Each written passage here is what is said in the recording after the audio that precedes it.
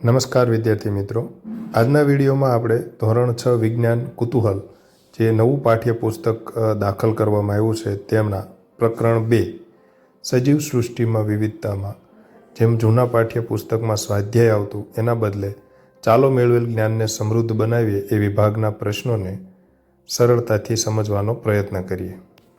સૌથી પહેલાં પ્રશ્ન 1. અહીં 2 પ્રકારના બીજ આપેલા છે. આ બીજ જે વનસ્પતિના છે તેના મૂળ અને તેના પર્ણના શિરાવિન્યાસ વિશે વચ્ચે તમને શું તફાવત જોવા મળે છે? અહીં તમે 2 ચિત્ર જુઓ છો, ઘઉં અને રાજમા. તો આ બીજના આધારે વનસ્પતિના મૂળ કેવા છે તો તમે અભ્યાસ કર્યો છે ત્યારે તમને ખ્યાલ છે કે ભાઈ દ્વિદળી બીજ હોય અને એકદળી બીજ હોય ત્યારે તેમના પર્ણ અને મૂળ આ બધાય વચ્ચે એક સમાનતા હોય છે. તો અહીંયા આપણે જોઈએ તો ઘઉં છે એના મૂળ છે એ તંતુમય મૂળ હશે અને પર્ણનો શિરાવિન્યાસ છે એ સમાંતર હશે. રાજમા છે એ દ્વિદળી બીજ છે એટલે એનું મૂળ છે એ સોટીમય મૂળ હશે અને પર્ણનો શિરાવિન્યાસ છે એ જાળીદાર હશે. તો આ બંને ઉપરથી આપણે સંબંધ દર્શાવી શકીએ કે સોટી મૂળ ધરાવતી વનસ્પતિમાં સામાન્ય રીતે જાળીય શિરાવિન્યાસ હોય છે, જ્યારે તંતુ મૂળ ધરાવતી વનસ્પતિમાં સમાંતર શિરાવિન્યાસ. હવે પ્રશ્ન 2 જોઈએ. નીચે કેટલાક પ્રાણીઓના નામ આપેલા છે. તેમના નિવાસ સ્થાનને આધારે તેમના જૂથ બનાવો.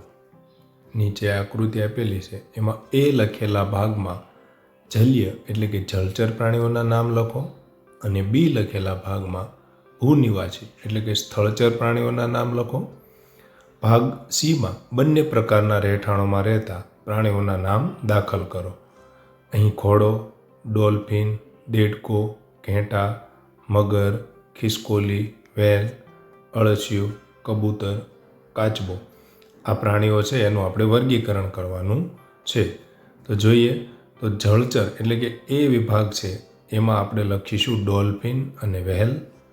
સ્થળચર એટલે કે જે બી વિભાગ છે એમાં આપણે લખીશું ઘોડો, ઘેટું, ખિસકોલી, કબૂતર, અળસિયું. સી વિભાગ છે જેમાં જળ અને સ્થળ બંનેમાં રહેતા હોય, ઉભયજીવી જેને કહીએ છીએ, તો એમાં આવશે દેડકો, મગર અને કાચીબો. પ્રશ્ન 3. મનુની માતા કિચન ગાર્ડનની જાળવણી કરે છે. એક દિવસ તે જમીન ખોદીને મૂળો કાઢી રહી હતી.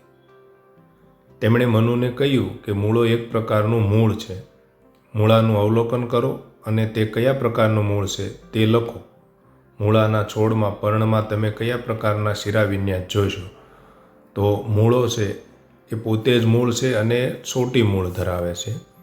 સોટી મૂળ હોય એટલે એના પાંદડાઓ છે એ જાળીદાર શિરાવિન્યાસ ધરાવતા હોય છે. તો તેના પાંદડામાં જાળીદાર શિરાવિન્યાસ જોવા મળે છે.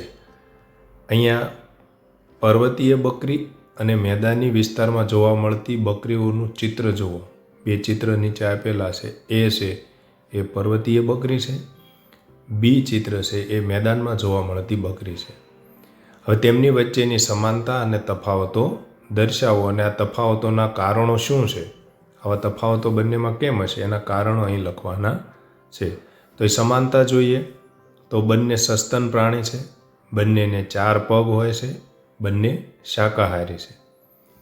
તફાવતો જોઈએ તો પર્વતીય બકરી છે એનું મજબૂત શરીર હોય, લાંબા અને મજબૂત પગ હોય, પહોળા ખૂણ, ઊંચા અને ખડકાળ પ્રદેશમાં ચડવા માટે અનુકૂળ. મેદાની બકરી છે તો એને સામાન્ય પગ અને ખૂર હોય, સમતળ જમીન પર ચાલવા માટે અનુકૂળ. આ તફાવતનું કારણ છે કે બંનેના નિવાસસ્થાન અલગ હોવાથી તેઓ પોતાના પર્યાવરણને અનુરૂપ અનુકૂલનો ધરાવે છે. પ્રશ્ન 5. આ પ્રકરણમાં ચર્ચા કર્યા સિવાયના અન્ય કોઈ લક્ષણોને આધારે નીચેના પ્રાણીઓને 2 જૂથમાં વિભાજિત કરો. અહીં પ્રાણીઓની યાદી આપેલી છે. ગાય, વંદો, કબૂતર, ચામાચીડિયા, કાચબો, વ્હેલ, માછલી, તીડ, ગરોળી. તો અહીંયા આપણે જે પાઠની અંદર વિભાજન કરેલું છે, જૂથો પાડ્યા છે, એ સિવાય કોઈ પણ 2 જૂથમાં વિભાજિત કરવાના છે. તો અહીં મેં તમને ઉદાહરણ આપ્યું છે શરીર પરના આવરણને આધારે, એટલે કે એક વાળ ધરાવતા હોય શરીર ઉપર અને શરીર ઉપર વાળ વગરના આવા બે જૂથ આપણે પાડીએ તો જૂથ 1માં ગાય, ચામાચીડિયા અને વહેલા આવશે. જૂથ 2માં વંદો, કબૂતર, કાચબો, માછલી, તીડ, ગરોળી આવશે. આ સિવાય પણ તમે અન્ય લક્ષણો છે એના આધારે પણ પાડી શકો. પગવાળા, પગ વગરના પ્રાણીઓ, જમીન ઉપર રહેતા હોય, ઉડી શકતા હોય, જીવજંતુ, મોટા પ્રાણીઓ, કોઈ પણ જૂથ વર્ગીકરણ છે એ આપણે જે પાઠની અંદર જે અભ્યાસ કર્યો છે એ સિવાયના કોઈ પણ લક્ષણને આધારે તમે બે જૂથમાં વિભાજિત કરી શકો છો. છઠ્ઠો પ્રશ્ન, જેમ જેમ વસ્તી વધે છે અને લોકો વધુ આરામદાયક જીવન ઈચ્છે છે તેમ તેમ વિવિધ જરૂરિયાતોને પહોંચી વળવા માટે જંગલો કાપવામાં આવી રહ્યા છે. આ આપણા આસપાસના વિસ્તારને કેવી રીતે અસર કરી શકે છે? તમને શું લાગે છે આપણે આ પડકારનો સામનો કેવી રીતે કરી શકીએ? તો જંગલો છે એ કાપવા લોકો માટે, સુવિધા માટે જરૂરી થતા જાય છે. તો આ આરામદાયક જીવન માટે લોકો જે જંગલો કાપી રહ્યા છે એની અસર આપણા ઉપર શું થાય અને એ અસર ઓછી કરવા આપણે શું કરી શકવું જોઈએ તે અહીં લખવાનું છે. તો જંગલો કાપવાથી અસર શું થશે? તો વરસાદમાં ઘટાડો થાય, હવાનું પ્રદૂષણ વધે, વનસ્પતિ છે એ કાર્બન ડાયોક્સાઇડ શોષી અને ઓક્સિજન મુક્ત કરે છે. તો અહીં વૃક્ષો ઓછા થશે, જંગલો ઓછા થશે તો હવાનું પ્રદૂષણ પણ વધશે, પ્રાણીઓના રહેઠાણનો નાશ થશે, તાપમાન વધશે, જમીનનું ધોવાણ થાય. તો આ બધી અસરોને અટકાવવા માટે આપણે શું કરવું જોઈએ? તો વધુમાં વધુ વૃક્ષો વાવવા જોઈએ, જંગલોનું સંરક્ષણ કરવું, વૃક્ષો બિનજરૂરી કાપતા અટકાવવા, લોકોમાં પર્યાવરણ અંગે જાગૃતિ લાવવી.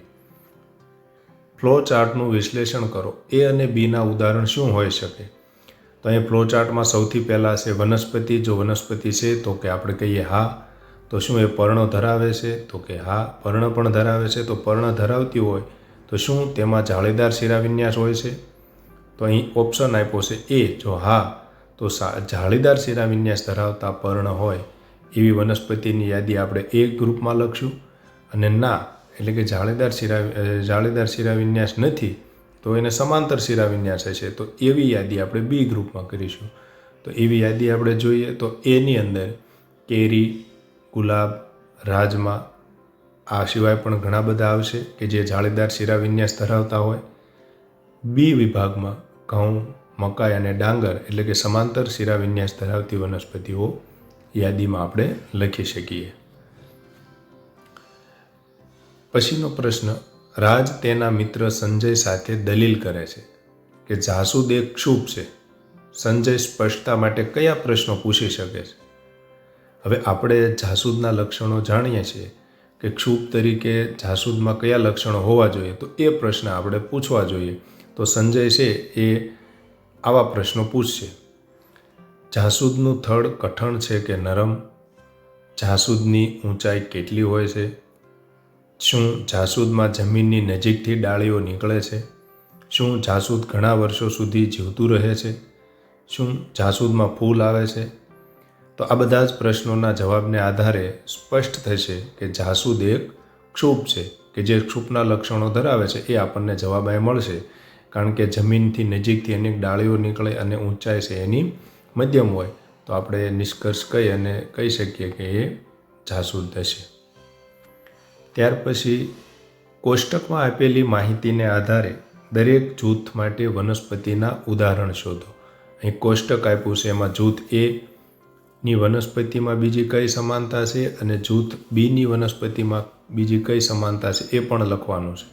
તો સૌથી પહેલાં આપણે અહીંયા કોષ્ટક છે એમાં જૂથ એમાં બીજ આપ્યા છે કે જૂથ એમાં જે વનસ્પતિ છે એના બીજ છે એ દ્વિદળી છે, એનો મૂળનો પ્રકાર છે એ સોટી મૂળ છે. તો સોટી મૂળ હોય અને દ્વિદળ બીજ હોય એવા ઉદાહરણો અહીંયા આપણે લખવાના છે. અને બી વિભાગ છે એમાં એકદળી અને તંતુમય મૂળ હોય એવા ઉદાહરણો લખવાના છે. તો અહીંયા આપણે એ વિભાગમાં રાજમા, ચણા, વટાણા, કેરી લખીશું. બી વિભાગમાં ઘઉં, ચોખા, મકાઈ અને ડુંગળી. હવે અહીંયા આપણે એ જૂથની વનસ્પતિમાં બીજી કઈ સમાનતા છે અને બી જૂથમાં કઈ છે એ લખીએ તો અહીં પર્ણનો શિરાવિન્યાસ જૂથ એની વનસ્પતિમાં પર્ણનો શિરાવિન્યાસ જાળીદાર હોય છે. જ્યારે બીજો પ્રશ્ન છે કે બી જૂથની વનસ્પતિમાં કઈ સમાનતા છે, તો બીજનો પ્રકાર અને મૂળના પ્રકાર ઉપરાંત જૂથ બીની વનસ્પતિમાં પર્ણનો શિરાવિન્યાસ સમાંતર હોય છે. આગળનો પ્રશ્ન, નીચે આપેલ બતકની આકૃતિમાં નિર્દેશિત ભાગનું અવલોકન કરો. અન્ય પક્ષીઓની તુલનામાં બતકના પગમાં તમને કયા તફાવતો જોવા મળે છે? આ ભાગનો ઉપયોગ કરીને બતક કઈ પ્રવૃત્તિ કરી શકશે? તો અહીં જો બતકના પંજા આગળ ત્વચાથી જોડાયેલા પહોળા પંજાવાળા પગ એવો એરો કરી અને બતાવેલું છે. તો અહીંયા આપણે બીજા પક્ષીની તુલનામાં બતકમાં શું તફાવત જોવા મળે છે? તો અહીં જો ચિત્ર તમને બાજુમાં થોડુંક મોટું મેં મૂક્યું છે, તમે જોઈ શકશો કે બતકના પગ છે એ આ રીતે એના જે આંગળીઓ છે એ ચામડીથી જોડાયેલા હોય છે. એટલે કે બતકના પગમાં ત્વચાથી જોડાયેલા પડદાવાળા પગ હોય છે. આ પડદાવાળા પગને કારણે બતક પાણીમાં સરળતાથી અને ઝડપથી તરવા માટે અનુકૂળ બને છે. જ્યારે કબૂતરના પગમાં આવા પડદા હોતા નથી, તેથી તે મુખ્યત્વે ચાલવા અને ડાળી પર બેસવા માટે અનુકૂળ હોય છે.